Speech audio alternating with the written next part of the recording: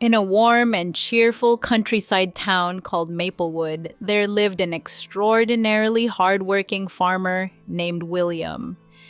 William owned two strong, loyal oxen named Buck and Bruno, and every single morning without fail, he rose before the sun touched the horizon. He pulled on his worn leather boots, grabbed his tools, and marched straight to his fields, while the rest of Maplewood still slept soundly.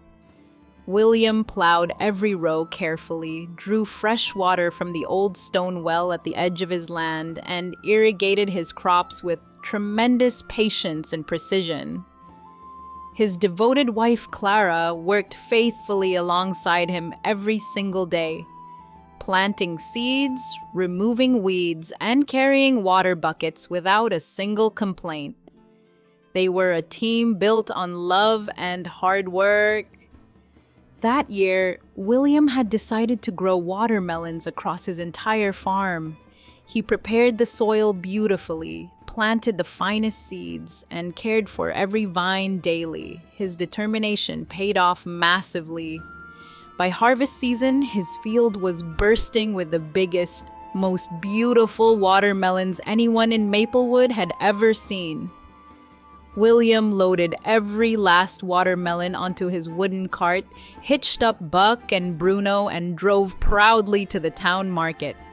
But his proud smile faded fast. The market was completely overwhelmed with watermelons from dozens of farms. Prices had collapsed entirely. After waiting the whole day without selling even one watermelon, William drove his full cart back home, sat on his porch steps, and stared blankly at the ground. Just then, his Uncle Henry came strolling down the road.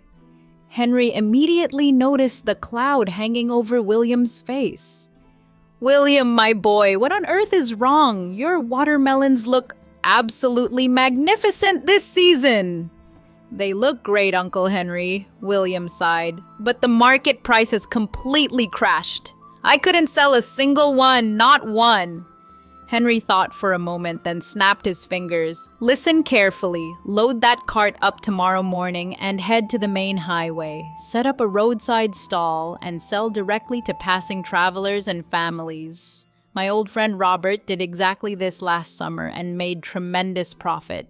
Trust me." Henry patted William warmly on the shoulder and walked on. William nodded, feeling a fresh spark of hope. The very next morning, William drove his loaded cart to the busiest stretch of highway outside Maplewood and parked it proudly. Within minutes, drivers pulled over.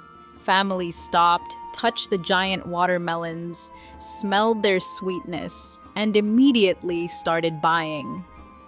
By late afternoon, William's cart was completely empty. He counted his earnings with shaking, happy hands and drove home beaming, his heart full and his pockets heavy. Now, just down the lane lived a famously lazy farmer named Derek. Derek had thick eyebrows permanently knitted into a scowl, stubby fingers always stained with dirt from doing as little work as possible, and a habit of watching his neighbor's success with burning jealousy. When Derek spotted William lugging a bulging money bag through his front door that evening, his eyes nearly popped from his head. He crept silently to William's fence, pressed his ear close, and pieced together exactly how William had earned his fortune. The very next day, Derek reluctantly dragged himself to his neglected fields and planted watermelon seeds. But Derek's patience lasted approximately 3 days. He immediately drenched the soil with powerful artificial growth chemicals to force the watermelons to grow rapidly.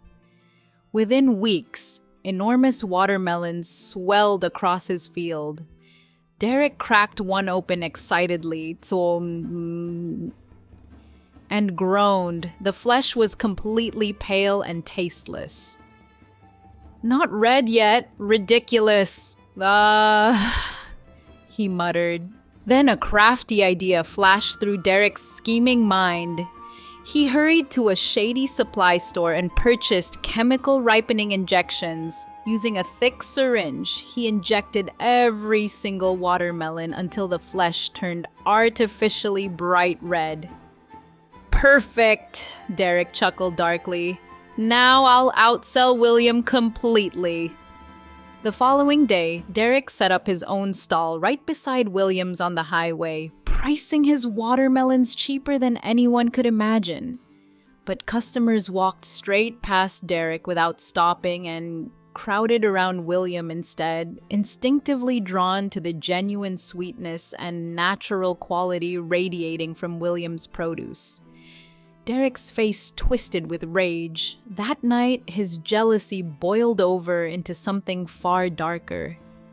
I'll steal everything William has earned.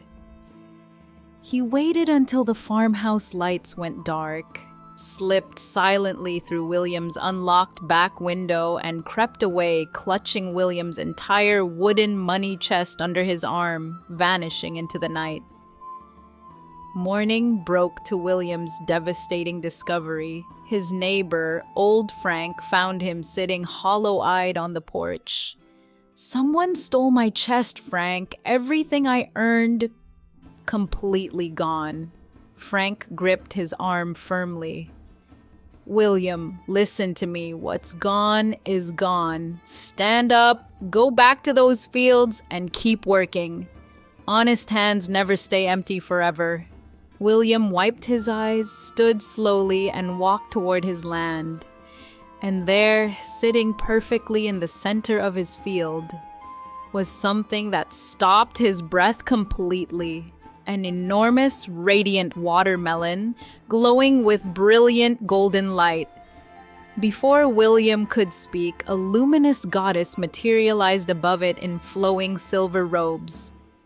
"William," she spoke softly, "your honest labor and pure heart have not gone unnoticed. Strike this magical vessel 3 times with this golden staff, and it will fill endlessly with the sweetest watermelon juice imaginable. But heed this warning. Once full, immediately cover it with this black cloth, or it will overflow forever without stopping. Use this blessing to serve others generously." She dissolved into a golden light. William brought the vessel home, demonstrated everything tearfully to Clara, and the next morning opened the most beloved juice stall Maplewood had ever seen. Crowds gathered daily. Coins filled new chests. William and Clara built a gorgeous new home and gave generously to every struggling family in town. Derek watched all of this from the shadows, and one dark night stole the vessel and golden staff, loading both into a rowboat to flee across the river. Halfway across, greed whispered in his ear, "Just one taste." Derek struck the vessel 3 times. Juice exploded outward in torrents, rising rapidly, flooding the boat. Derek shrieked and scrambled desperately, but without the black cloth, nothing could stop the flood. The boat capsized violently, and Derek sank beneath the river, carried away by a tide entirely of his own making. Honest work builds everything. Greed destroys it all.